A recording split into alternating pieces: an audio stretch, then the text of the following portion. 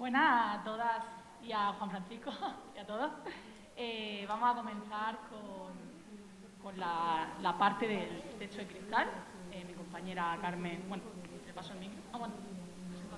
Bueno, yo soy Carmen, soy trabajadora social, activista feminista y por los derechos humanos en general y formadora en la Universidad Popular.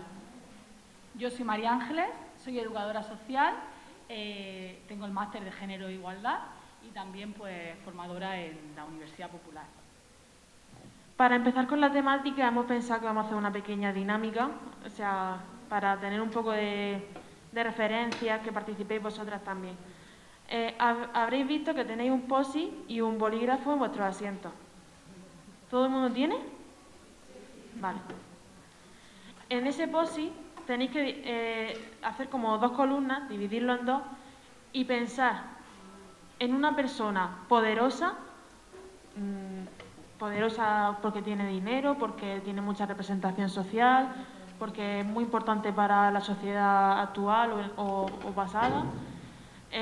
Una persona poderosa hombre y una persona poderosa mujer.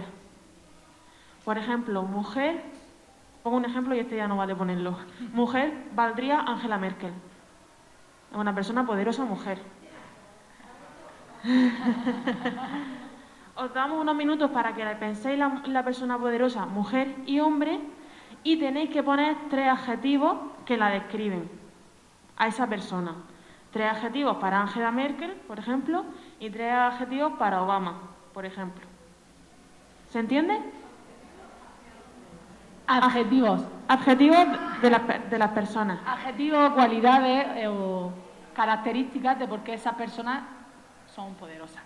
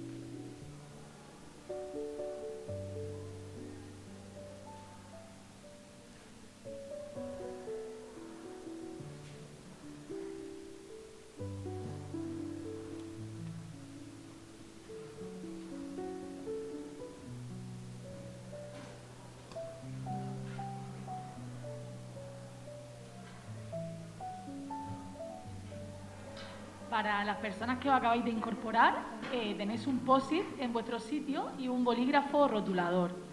Estamos haciendo una dinámica y lo que hay que hacer en ese post-it es escribir una serie de adjetivos que podría tener una persona, hombre, poderoso, por un lado, y por otro lado, una persona que sea una mujer poderosa, que esté en el poder. Entonces tenéis que escribir pues unos adjetivos que describan cómo son esas personas, ¿vale? Tanto de hombre como de mujer. Y ahora los ponemos en común. Sí, por ejemplo, o en la misma.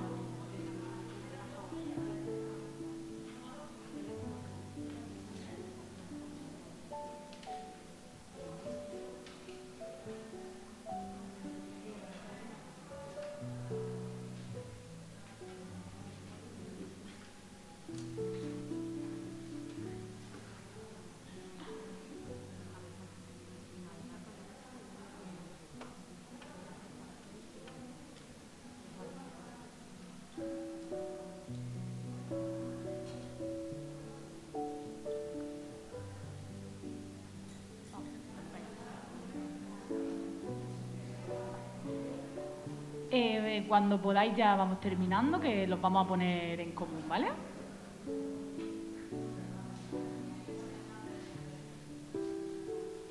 Una persona, una mujer poderosa, puede ser ficticia, que tú te imagines, por ejemplo, también.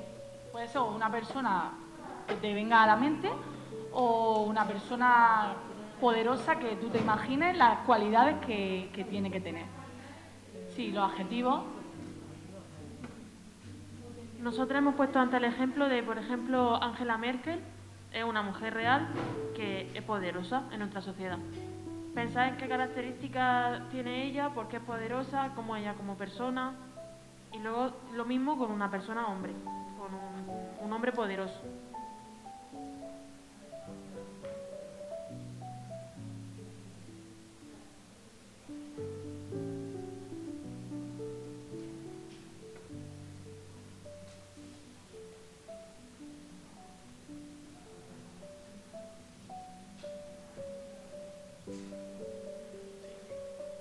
Vamos terminando, aunque os hayáis incorporado muchas ahora de nuevo.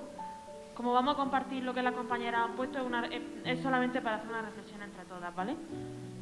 ¿Alguien quiere compartir lo que ha escrito la persona en las características? ¿Hola? Vale, de mujer he puesto a la reina de Inglaterra.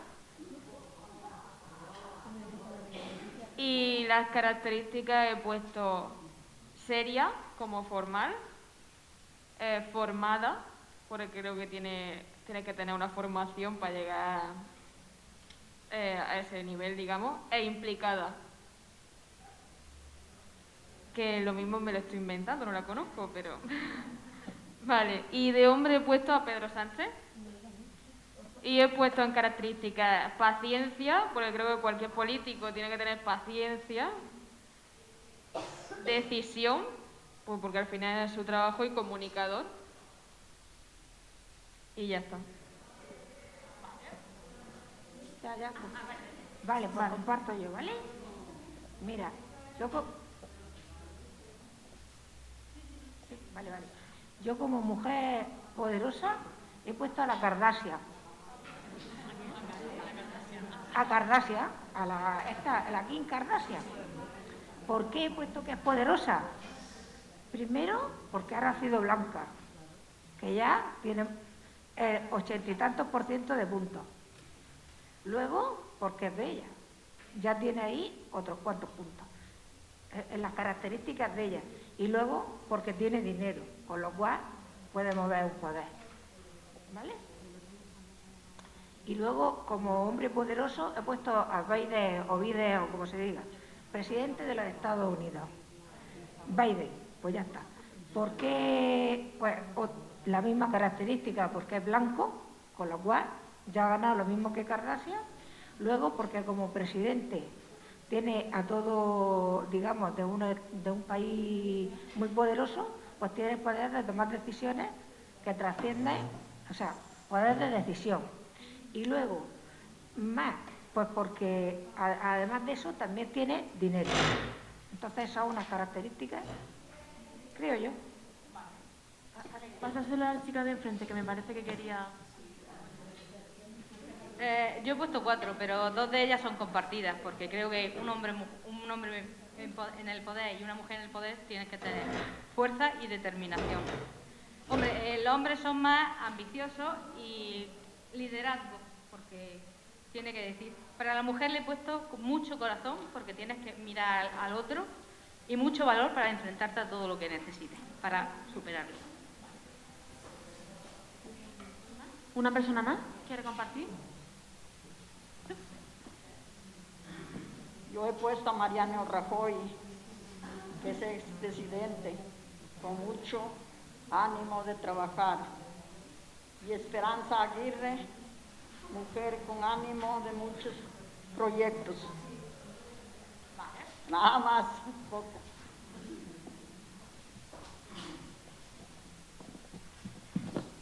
Mira, yo no he buscado mujer, Yo mujer poderosa.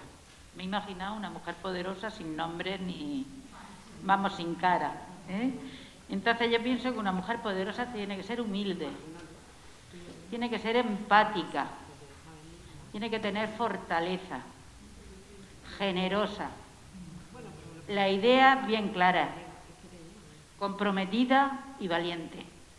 Y me he puesto a pensar en los hombres y no me salía ninguno. Así que lo siento, de hombres no puedo. No le encuentro cualidades. Vale. Voy a lanzar una pregunta y ahora quien quiera contestarla o reflexionar sobre la pregunta que levante la mano. A las personas que habéis elegido a una persona con nombre y apellido, ¿qué os ha costado más? ¿Encontrar a una persona poderosa hombre o a una persona poderosa mujer?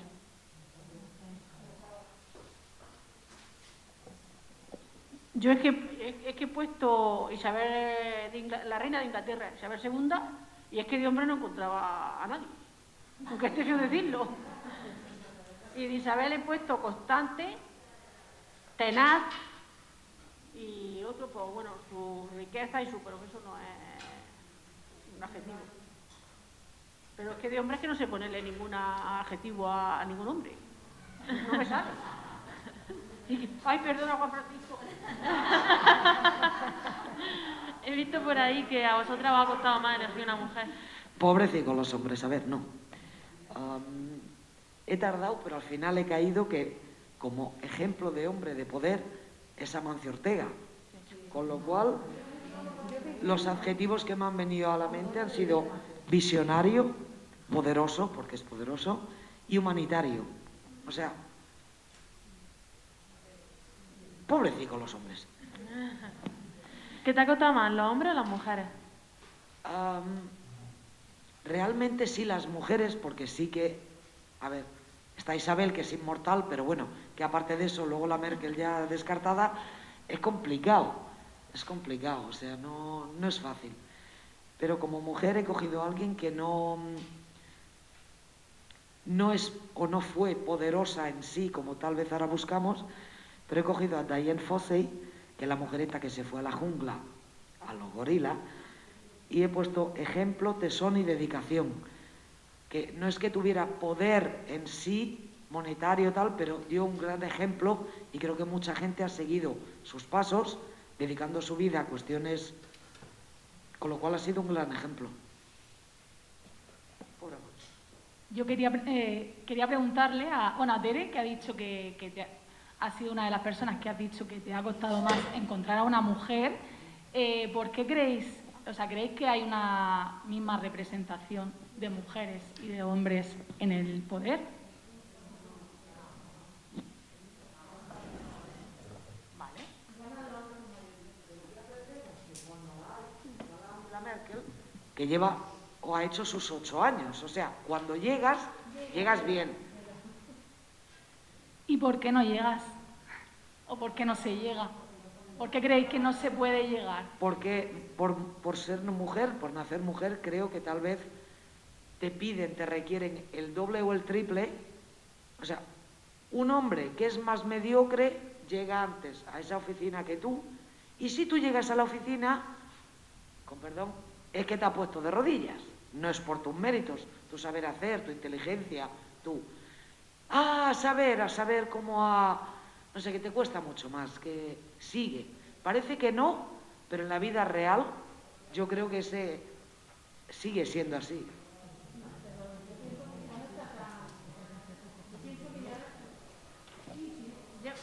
lleva razón, pero que yo creo que yo confío, yo tengo dos, voy a hablar de mí misma, no hablo de mí, yo tengo mis 2 hijas y yo creo que han llegado a su trabajo por su valor y por su preparación y por su... Aparte de la preparación, por ser tan fuerte y ser, no me sale la palabra ahora, cómo decirlo. Tan válida, ¿no? Y yo sé, tan válida, y yo no sé que no están trabajando por otra cosa, sé porque es por su preparación, por su constancia, por ser tan trabajadoras como no por ser ni a dedo. Esa es mi opinión. Ay, no, eso no lo sé. Pensad en las características que le habéis puesto a vuestro hombre y a vuestra mujer. ¿Creéis que las características son diferentes para uno y para la otra? ¿Y creéis que si le dierais la vuelta y pusierais la característica que le habéis puesto a la mujer, se la pusierais al hombre, ¿estaría en la misma situación? ¿Por qué le habéis puesto las características que le habéis puesto a las mujeres y las características que le habéis puesto a los hombres? ¿Son las mismas? O sea, ¿es necesario las mismas características para ascender al poder? Hombre, yo creo que sí, que deberían de ser las mismas, ¿no? Porque si queremos una sociedad que sea igualitaria, que sea una igualdad real, tendrían que ser las mismas características para un hombre que para una mujer. Pero realmente no lo es. Porque, por ejemplo, tú vas a una entrevista de trabajo y lo primero que te preguntan es, ¿estás casada o estás soltera? Como si estar casado fuera un problema. Luego, ¿tiene hijos o va a tener hijos? Cuando son preguntas que legalmente no se deberían de hacer, porque es no son información legales. Irrelevante, ¿no?, en tu Claro. currículum para el puesto al que vas a Exacto. optar, no es una información Además que son relevante. es un derecho tuyo a tu privacidad, que no tienes por qué compartirla, pero te lo pregunta. Entonces, ¿qué pasa? ¿Que ese señor que te está haciendo la entrevista ha venido del Espíritu Santo? Ha tenido una madre que lo ha traído a este mundo. Entonces, ¿por qué nosotras nos condiciona nuestro puesto de trabajo por el poder subir porque vamos a ser madres o nos vamos a casar? ¿Por qué? Pues por la sencilla razón, creo yo, que tal y como está montada la sociedad, por ejemplo, si tú tienes un hijo y se pone enfermo, el que va a cuidarlo es la madre. El padre no pide días para recoger o para cuidar a ese niño, lo pide la madre. Y entonces, pues supongo que por todas esas cosas. Pero, ¿dónde está la conciliación familiar en un hombre? ¿Tú has oído hablar alguna vez a un hombre, ¿es que tengo conciliación familiar? No. Entonces, todas esas barreras son las que hacen que una mujer no pueda llegar donde quiere llegar. Porque luego te exigen más, te exigen más horas de trabajo, te exigen muchísimo más que a un hombre. Entonces, ¿qué hacemos? Entonces, si tú quieres trabajar más porque quieres conseguir lo que quieres conseguir, si no tienes el apoyo, en tu casa, por ejemplo, de que tu pareja, tu marido o quien sea se ocupe de tus hijos, tú no le puedes dedicar las mismas horas que le dedica ese hombre o ese otro compañero. No tienen las mismas oportunidades, ¿no? Exacto. Y yo pienso que ahí está el problema. Vale, pues a colación... bueno. La última intervención, ¿vale? Ya sé. Sí, sí. Yo sobre ese tema que estamos hablando, creo que las mujeres no pueden ascender más, aparte de porque sean madres, es porque las leyes y las normas están todas hechas en vista y pensamiento hacia el hombre. Entonces, una mujer no puede ascender porque simplemente cuando llega su momento tiene que decidirse en ser madre o en seguir trabajando. Y aunque sigas trabajando, si eres madre, ya no tienes las mismas oportunidades porque no tienes el mismo tiempo, ni tienes tanta dedicación. Entonces, muy pocas mujeres pueden llegar hasta arriba. Por eso creo yo que está el techo de cristal, porque todo está relacionado en cómo los hombres pueden ascender y las mujeres siempre están vistas más como la humanidad, en la que se queda en la casa, la que limpia, la que cría a los hijos, está todo hecho en ese contexto. Entonces, es muy difícil que una mujer pueda ascender. Y luego, ¿por qué las características son distintas? Porque una mujer fea no puede ser poderosa. Pues está claro. Tendría que tener mucho dinero y exponerse muy poco. Claro, un hombre feo, si tiene dinero, no tiene importancia. Entonces, aún así, ya desde el principio, todo está hecho para realzar al hombre y dejar a la mujer un poco así, un poco de lado, un poco más aislada o en la casa, o como... En fin, la palabra no la encuentro, pero vosotros me habéis entendido, ¿verdad? Bueno, en relación a lo que habéis dicho... Lo único que nos faltaba era la educación, que en un principio nos enseñan los roles de la mujer y el rol del hombre. El hombre ambicioso, liderazgo hacia arriba, la mujer, pues, la casa, los niños, el cuidado, el jugar con muñecas, y eso era lo que faltaba. Yo he puesto dos cualidades que yo creo que tienen que tener los dos, pero según nuestra educación, nuestra forma de eso, una se orienta más al corazón y a la infantía y al mirar a los hijos, a los amigos, a la familia, y otro es hacia arriba, al poder. Cuanto más alto, mejor. Por eso mismo hemos querido empezar con esta dinámica, aparte porque veníamos de un momento más distendido del café y ya pues para ponernos un poco en marcha, queríamos generar este debate que se ha creado antes de explicar los conceptos en sí, para ver un poquito pues qué pensabais sobre pues, las ideas que teníais sobre el concepto de poder, tanto en un hombre como en una mujer. Vosotras mismas habéis hecho una introducción muy buena sobre el techo de cristal, que es sobre lo que vamos a hablar hoy. Y, bueno, en definitiva, este concepto fue dicho por primera vez por Marilyn Lowden, que fue una consultora laboral. Fue en un contexto en una reunión sobre las aspiraciones que tenían las mujeres, ¿vale? En una empresa. En esta reunión fue cuando Marilyn Lowden, escuchando a sus compañeras que hablaban más ellas pensaban que no podían aspirar o ascender o promocionar en sus trabajos porque, según ellas, tenían como una deficiencia en cuanto a la socialización, en el sentido de que ellas no estaban preparadas para asumir ese liderazgo, ¿no? Entonces, Marilyn Lowden, escuchando esta discusión, pues no se pudo callar y ella dijo que, en lugar de esas deficiencias sociales a las que ellas hacían referencia, que realmente el problema eran esas barreras sutiles, ¿vale? Y entonces habló del techo de cristal. Fue la primera vez que se hizo alusión a este término.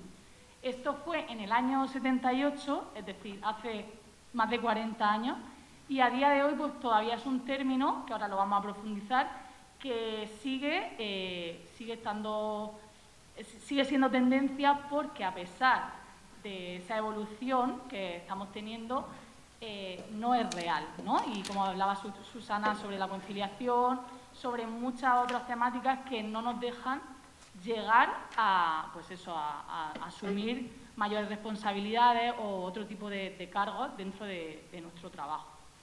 Entonces, bueno, te paso a ti.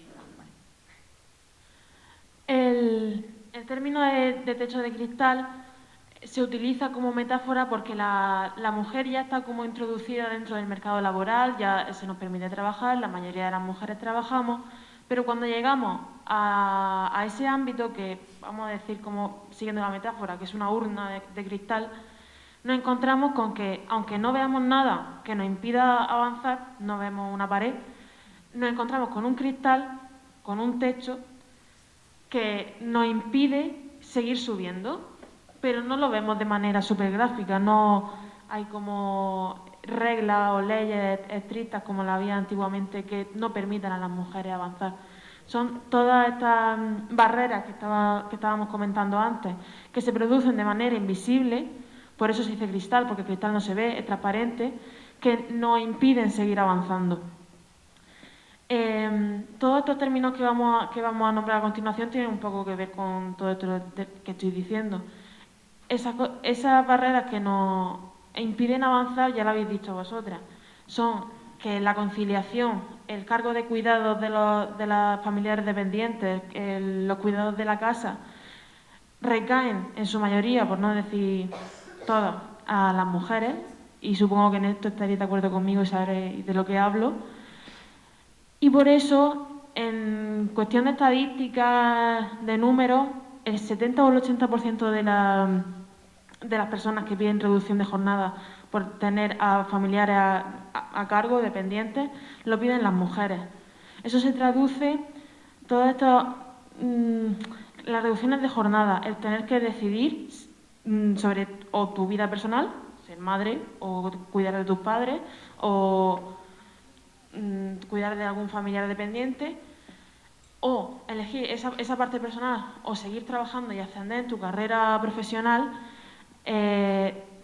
siguen siendo... Eso no le pasa a los hombres. Un hombre cuando va a ser padre no tiene que elegir si va a seguir ascendiendo en su empresa o en su puesto de trabajo, el que sea.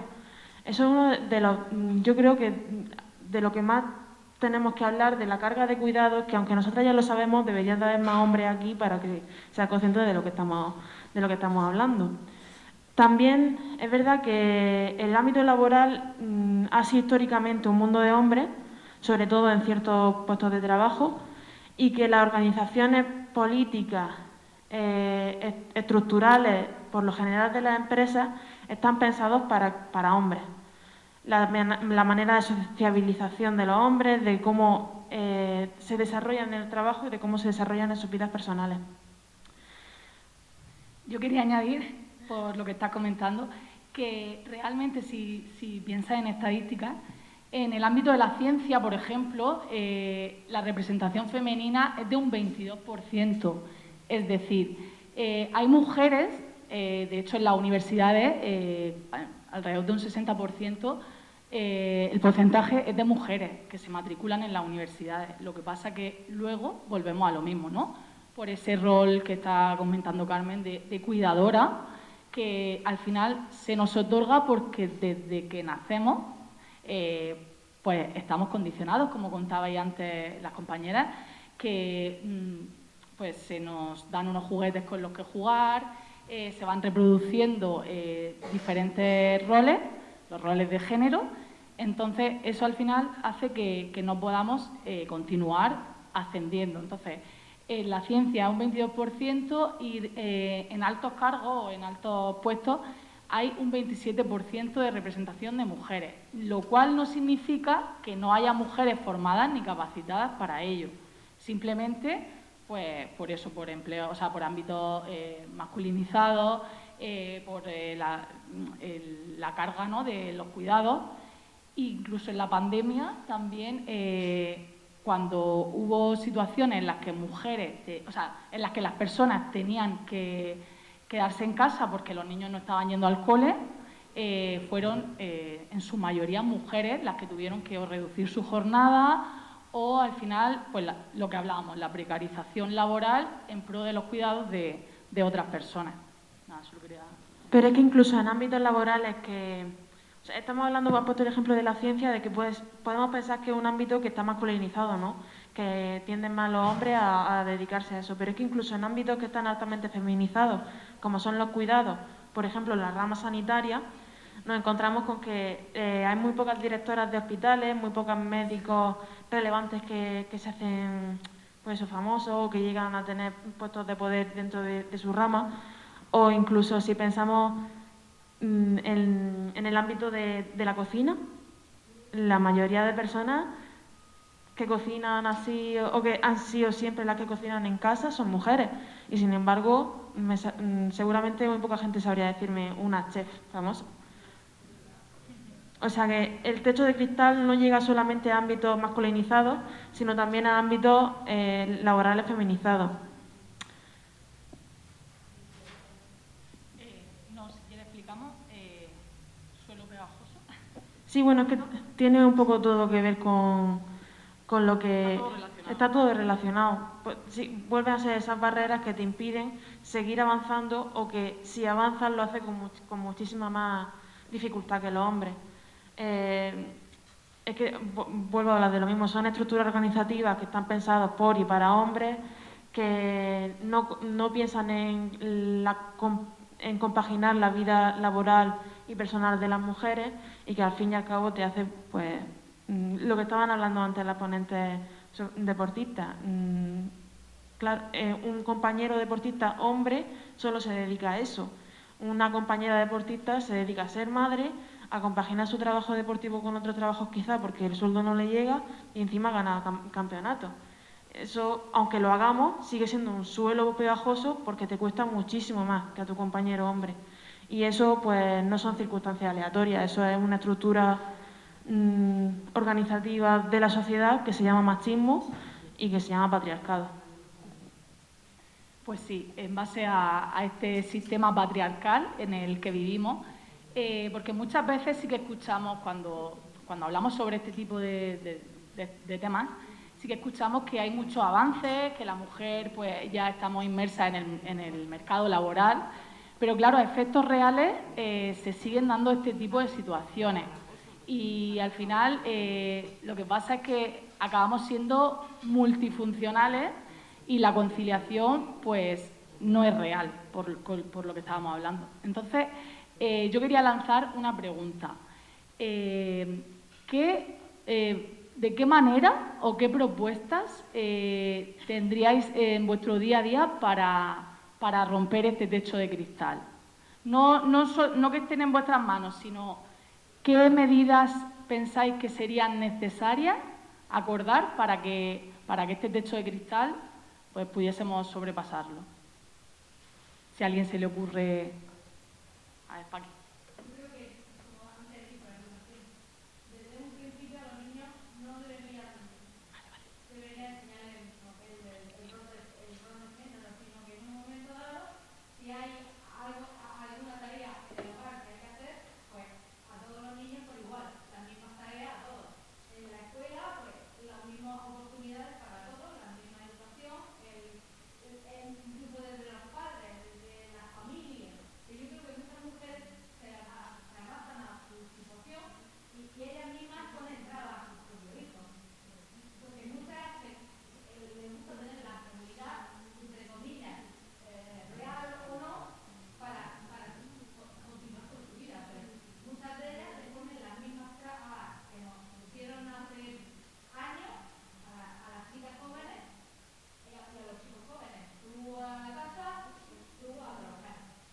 La educación, ¿no? Entonces, la educación sería una medida fundamental, ¿no? Que desde bien pequeño, pues se le eduque. Y ayudar a las mujeres a abrir sus mentes y a decir, no, voy a educar a mi hijo mucho mejor que me ha educado a mí. A mujeres y a hombres, porque los padres también tienen la potestad de la educación.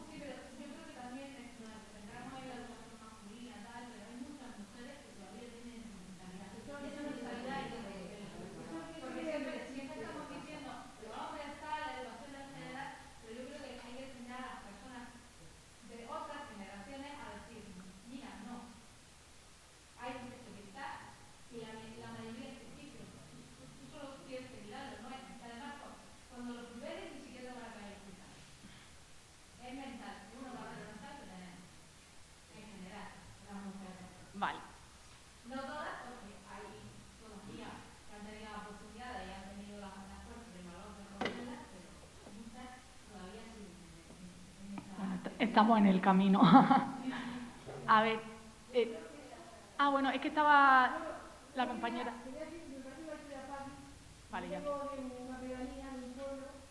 Y yo creo, bueno, esto es mi opinión personal, que somos más machistas las mujeres que los hombres. A veces sí, claro. Esto es mi opinión personal. Yo aquí tengo dos que viven en mi pueblo y yo me pongo a hablar con mujeres que digo, ustedes son, son más machistas que cuando están como ya. Yo creo que quizás el grado de machismo... Yo veo mujeres allí, bueno, yo allí por lo que sí, que las veo mucho más machistas que muchos hombres. Seguramente...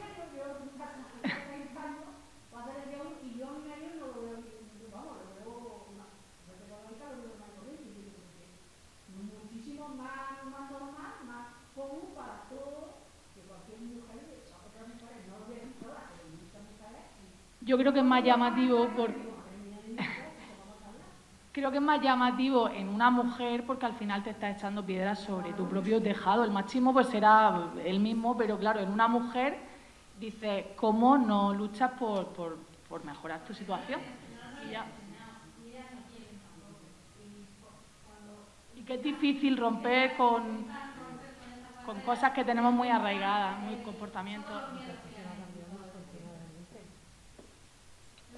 Si alguien quiere intervenir por última vez y vamos concluyendo que nos dé tiempo a hacer todas las actividades de la mañana. Por aquí.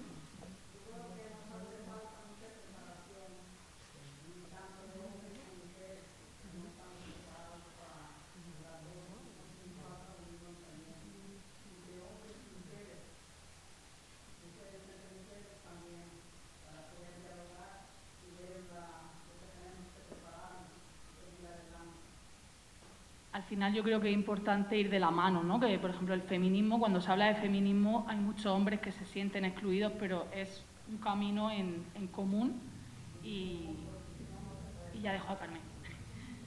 No, solo para concluir.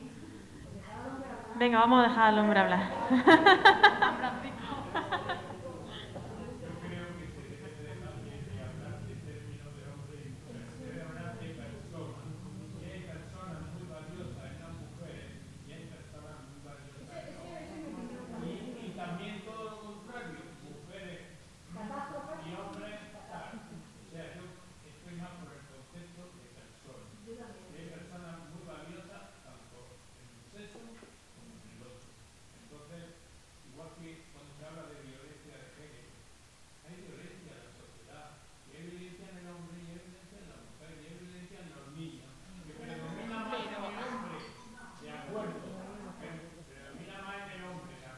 Ese otro tema que también puede dar mucho de sí, pero...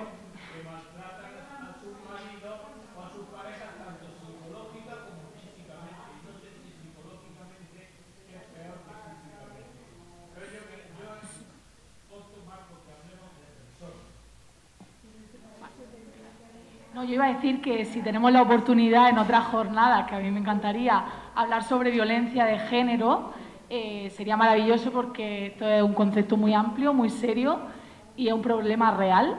Pero bueno, es que ya el tiempo tenemos que ir terminando. Sí. Bueno, para concluir, quería decir que es muy importante hablar sobre el techo de cristal y sobre las condiciones laborales de las mujeres, porque al final estas reducciones de jornada, el tener que elegir si ser madre o trabajar, tener X condiciones, cobrar menos por lo mismo, X también los trabajos que tendemos a elegir las mujeres y los que tienden a elegir los hombres, que suelen ser peor pagados. Todo esto se traduce a que incluso al final de tu vida, cuando vayas a jubilarte, tengas una jubilación mucho menor que la de tu compañero hombre. Por eso, no sé si conocéis, por eso se habla el término de la feminización de la pobreza, porque...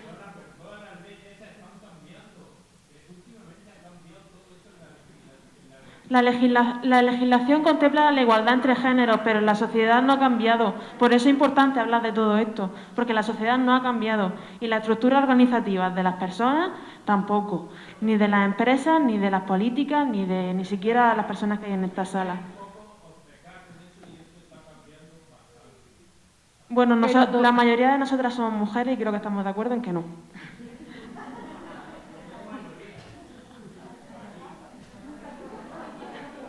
Y bueno, para concluir, lo que estaba comentando, la feminización de la pobreza. Hay que romper estas barreras, hablar sobre la igualdad, sobre la importancia del mundo laboral en general para todas las personas, pero también para las mujeres y sobre todo para las mujeres. Porque la independencia económica es uno de los pilares más importantes para que las mujeres consigamos la libertad. Para todas las mujeres en general, pero sobre todo para las que sufren violencia de género, que nunca se vean dependientes económicamente de su maltratador. Por eso es tan importante, y hablamos siempre de este pilar, que es la economía de las personas, de las mujeres en este caso, y del ámbito laboral.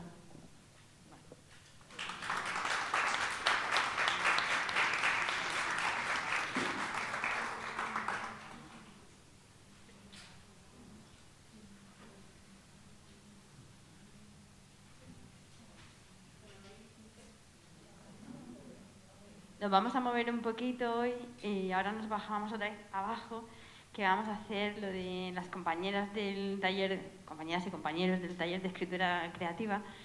Lo vamos a hacer acompañado con la música otra vez, así que volvemos a bajar y ya recogemos las cosas porque ya nos quedamos abajo. Gracias.